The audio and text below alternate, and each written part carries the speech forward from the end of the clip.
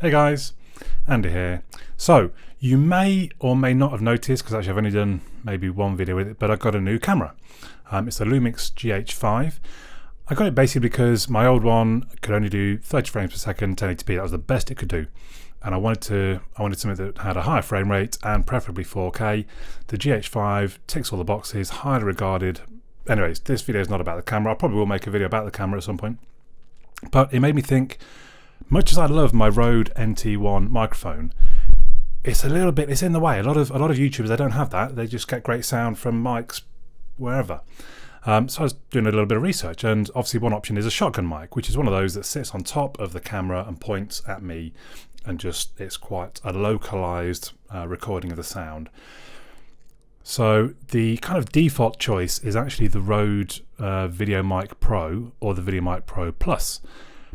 But I saw a few people talking about this Azden SMX30.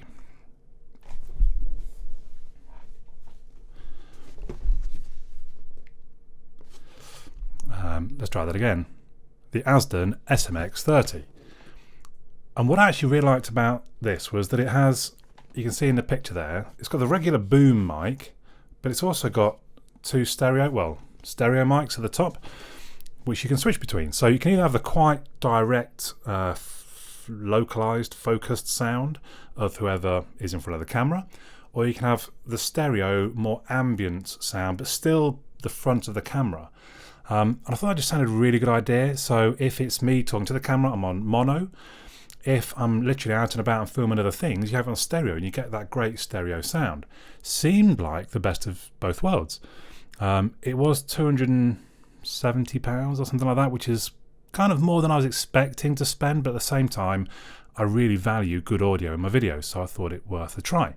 And it arrived yesterday, so I've been having a little bit of a play, and I thought I would talk to you about what my experiences are. Let's start off by just taking a look at what's in the box though. So here it is, slightly battered box, which is a bit of a shame. And there's a bit of information on the bottom about some of the different features that the microphone has. I'm going to try and go through most of those anyway. Some of the specifications might interest you if you know that much about microphones. I'm not going to lie, I don't really. I just want to plug it in and see how it sounds, to be honest. So we've got a little instruction manual that kind of folds out, tells us a little bit about the different functions on the microphone. We've got a sort of card, or is it even a sticker? I'm not even sure. And then we're into the actual box. See if I can figure out how to get in. Way, there we are. Interesting, we've got a sort of leathery carry case, bag, I suppose. And then the microphone itself.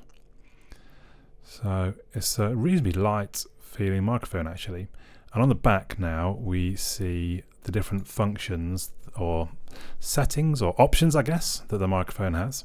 So the very leftmost switch is a low cut filter, which from what I can read should help remove sort of low bass noises like the rumblings of lorries or wind, it tells me. I need to do a bit more testing with that actually, because I've read a comment about someone saying that it turned their audio into quite echoey and tinny sounding, which I have experienced. So I need to check which setting I used to avoid that. And I think I need to turn it off. So if you're indoors doing voices, turn it off. If you're outdoors, turn it on. If we look at the sort of power option along the bottom, off, battery and auto.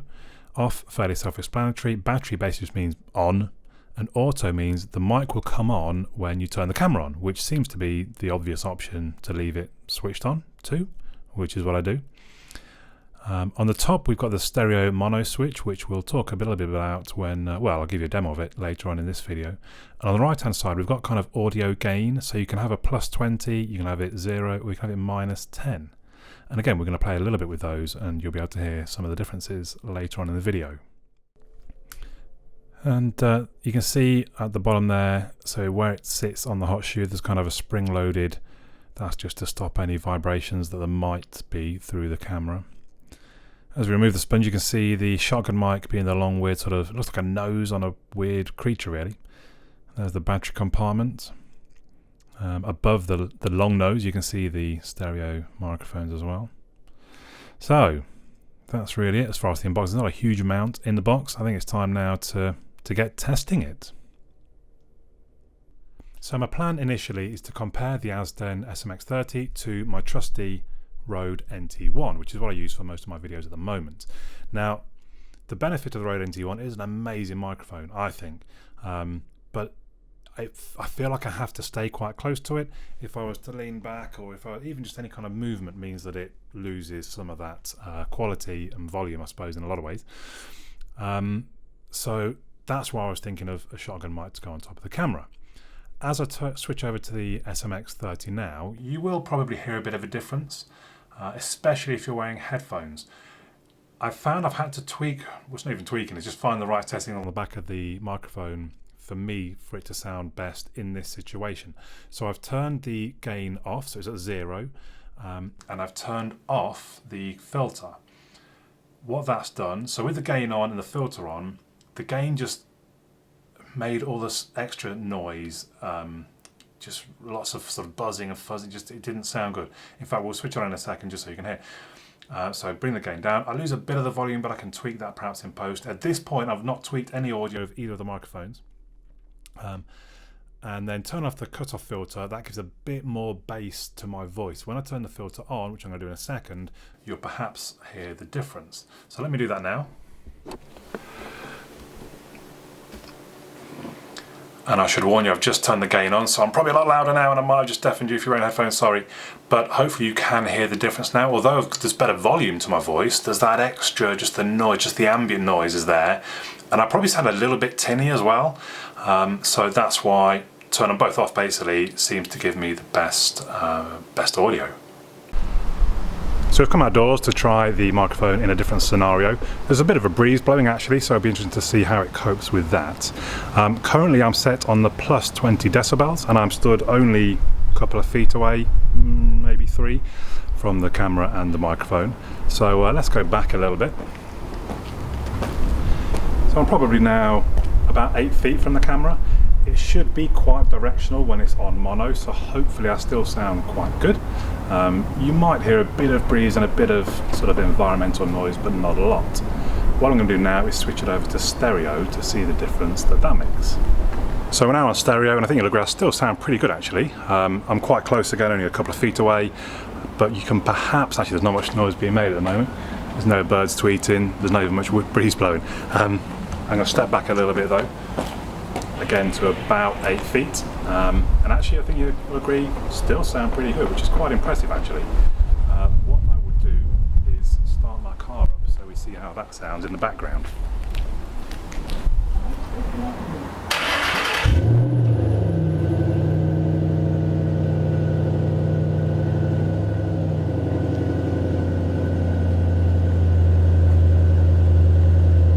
So I have got quite a loud car. I almost can't hear myself at this point, so I don't know how it's going to sound to you. This is still on stereo with the 20 plus decibel increase. I'm going to switch it over to mono now to see what difference that makes.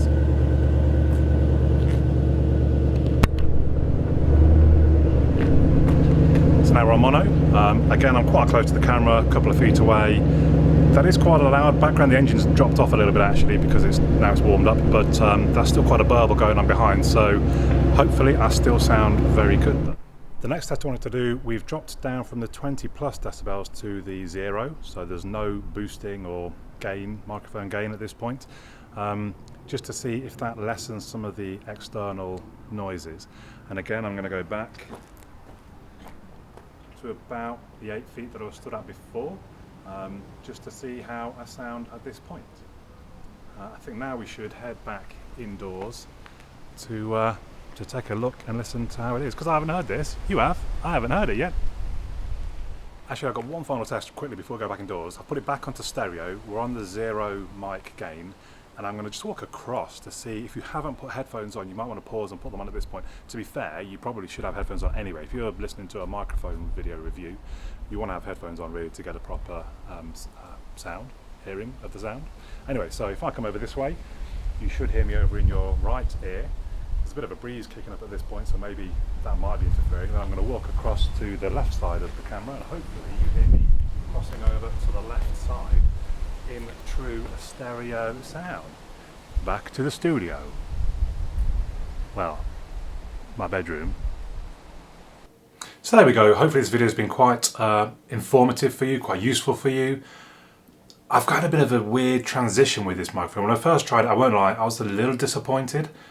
Possibly because I'm kind of spoilt by my Rode NT1.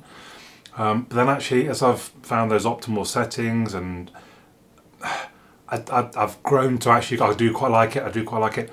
I've got the Rode VideoMic Pro Plus on its way in the post, so I can give that a try as well. I'm sure I'll do a video about that, and I'll probably do a separate comparison video between the two shotgun mics. But actually, yeah, I'm quite liking the Asden now. I love that it gives me the flexibility to record wherever I want. So previously I was kind of stuck to the desk because I had to have the desk mic that would reach the processing unit there connected to the computer.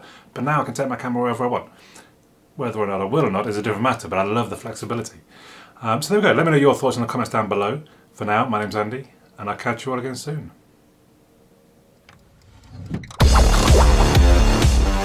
Well done for making it all the way to the end of the video. Please do give it a thumbs up and leave a comment as well. I promise I'll read every single comment on all of my videos, so do leave a comment too. If you haven't already, subscribe, click that bell icon to make sure you're notified anytime I upload something new. Perhaps most importantly, just share my videos, be it social media, be it forums. Just put them online for people to watch. If you want to go that one step further, there are links in the video description to my Patreon and also buy me a coffee. Just a few extra pound a month would help me make more videos.